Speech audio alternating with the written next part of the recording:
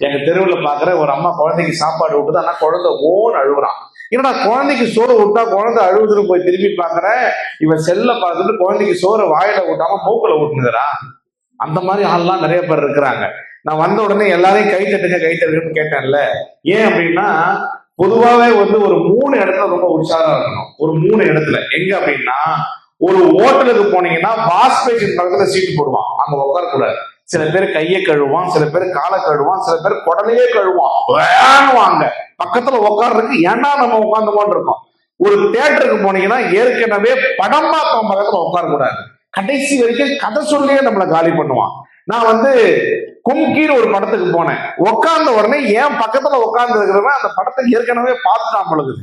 யானையை காமிச்சோன்னா சொன்னான், அந்த யானை செத்து போயிடும். நான் கடைசி வரைக்கும் யானை எப்ப சாகும்னு அந்த ஒரு உற்சாகம் எல்லாமே பார்த்துட்டு இருந்தோம். இந்த மாதிரி நல்ல நிகழ்ச்சிகள்லாம் வந்தீங்கன்னா சிரிக்காதவன் பக்கத்துல உட்காரக்கூடாது. நான் ஏதாவது சொல்லி நீங்க சிரிச்சேன்னு வச்சுங்களேன், அந்த காய் இப்ப என்ன சொல்லிட்டா நீ சிரிக்கிற அப்படின்னு நரசிம்மராவுக்கு பங்காளி மாதிரியா உட்காந்துருப்பாங்க. ஆனா நல்லா சிரிக்கலாம், தைரியமா நீங்க சிரிக்கலாம். ஏன்னா சிரிச்சாதான் அதுக்கு பேரு முகம், சிரிக்கலன்னா அதுக்கு பேரு முகர கட்டை.